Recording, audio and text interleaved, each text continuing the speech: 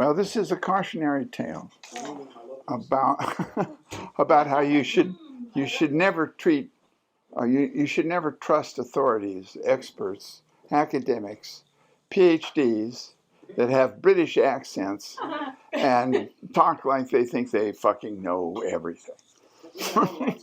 I've got to admit that this is 20 years old, 40 years old, 1973. 50 years. This is 50 years old.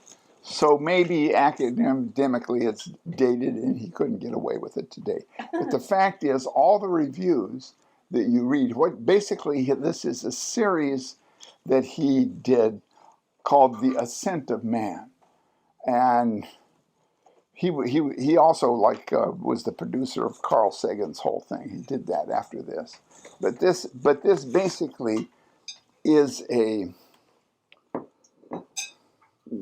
the story of how people became civilized through these various stages, through culture and time. And he basically traces us back to the Stone Age when we were really dumb, and gradually get smarter and smarter until we invent agriculture and have cities, and then culture arises. And then we got dumb again. Yeah. What's that? What year is this? 1973. But it's, the fact is BBC won't let Netflix print it. You have to go to Vimeo to see it. But it would still be popular, and people still think this is a wonderful thing, and they don't know any better. And okay, let me just play you this little sketch, and then I can maybe rant for 5 minutes before giving my refutation of basically his premise. He's got a PhD from mathematics from some German university, and he speaks with, I think he's Polish, but he speaks with a good English accent. He's basically he's establishing the he's establishing the link between when people were hunters and gatherers and really stupid, and then they started being pastoral nomads, and then they were slightly less stupid. Wait, were these the stupid people that built like Göbekli Tepe and the pyramids? Yeah. Those stupid people that we still can't figure how to survive. What triggered all this for me was that a week or so ago, YouTube in its infinite algorithmic wisdom sent me a video shot of a company that now does migration tours with the Bakhtiari. You can sign up and go to Iran and pay them Bakhtiari to take you on migration, and they'll take you up with their goats the way they do it, and they'll show you how they make bread and how they weave, and they basically it really is kind of cool. Yeah, and it's yeah, the ones they were Italian. I don't think American could do it, but it would be as close. And these Bakhtiari are actually living pretty closely to the way they've always lived. Now, hanging out with Westerners doing this kind of stuff for a couple of years is going to destroy their psychology, probably, and they'll all want iPhones. I didn't play the whole thing, but one place in there it says they only have what they can do themselves. If they need anything, they have to buy it from outside people. They have no ideas, no creativity, no art, no nothing. And these are the kind of things that the people of this very tribe 2 generations ago were doing. And okay, now this is a big rug. So maybe it was the ones that had kind of settled into a village, but the wool and the knowledge of how to dye it is totally part of the Bakhtiari tribal culture, and is They don't need anybody from the outside to do it. Yeah, Mr. Bronikowski's family couldn't do that. This is my connection to the whole world of Oriental carpets here. This is a Bakhtiari a donkey bag. What 2 generations ago they used to carry in those migrations. This was basically woven, the same way they had those bags on the donkeys. That's what this was. You look at the intricacy of the weaving and the different. This was all wool. They grew themselves on sheep, and the dyes and the spinning and everything they did by themselves to make something like this for household use. This wasn't some art form other than it was, But you see the loops here.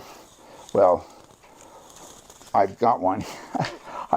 I've got one here that is not quite of the same quality, but you can see how it's made. Basically, it's made as 2 bags to go over an animal like this, and they sew it together, and then there are these loops with circles that go through the loops to close the bags. And this probably was a diaper bag. But if you look at it closely, the weaving is fairly amazing. The time that it would take to make this. And this was made by these people that did this migration every year. When, if they were so beleaguered in their life, and their life was so hard and miserable and always struggling to keep their hopeless and struggling, and they had no creativity or really intellectual ideas about anything. And this is what they were doing in their spare time.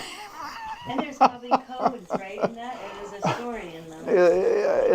It really would appear so, but it's hard to know. But you see, like this one is across they would fold it there. So the wearing part would be the pile carpet, and this part would be next to the animal and not seen. And yet they weave it in all these intricate designs in it, in their spare time, when they're not struggling to survive. How does that work? He was saying that they can't grow up. Well, they're stuck at a particular level of intellectual, spiritual, cultural, artistic development. They're stuck at this level of the herder. And he puts it this ascent of man, he move at these stages up till you get agriculture, and then you get cities. And then you get... So he was saying at some point people just got tired of working so much, and they just thought, what if we stayed in one place? No, we thought they got smart and evolved. They learned how to grow grains. Left behind, essentially. Yeah, like these are the... Yeah, these are like... Yeah, the ones that get left behind, essentially. Spiritually, culturally, and as evolution. I don't think this was ever used, but look at all the different colors in that. This is just woven to carry salt in it on these migrations. Do you think there's family sigils Absolutely. in Yeah, and it's hard to know. They also are weaving rugs, and their rugs probably are being influenced by designs coming out of the cities. Like this may. Yeah. But this has a lot of things that traditionally are like little gardens that they create. See this, the bottom part of it is next to the animal, so you don't really see it. Where are these photos from? These photos are from Google. That's the wonderful part of the new modern world where everything is at your fingertips. You used to not see things like this except once in a while, if you were lucky, in a rug store. You don't see them in ordinary life. But this is very key to the reason that I know something about and have a love of carpets. Because in 1970-something, Jim Opie went to Shiraz in Iran and saw this kind of stuff in the bazaar for like a few $100s, and he realized there's got to be people that know and appreciate what this is. So he called his rich brother and borrowed $5,000 and bought a bunch of this stuff back, and would hold wine and cheese sales in a rented room someplace in Portland and put out advertisements and get collectors.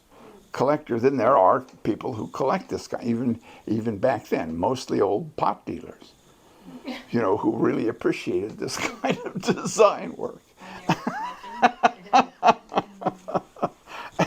And so he could make a little bit selling this stuff, just knowing that, God, it's got to be worth more than they're selling. But the thing is, what are you going to do with this?